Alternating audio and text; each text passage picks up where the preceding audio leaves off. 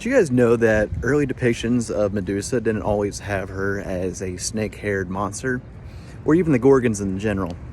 In fact, when this earlier depiction right here of Medusa on this cauldron, bronze cauldron, shows her as a centaur.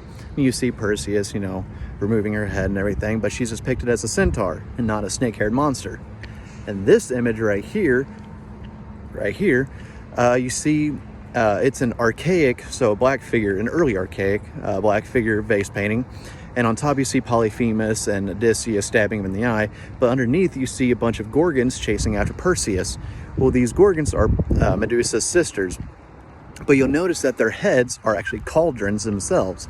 And that's because it harkens back to an older cauldron that showed Medusa kind of ambiguous, and so people didn't really know what to portray her as. They're like, okay, well, she's this monster, so we'll just use this cauldron as an example and put them as heads for the Gorgon sisters that are chasing Perseus.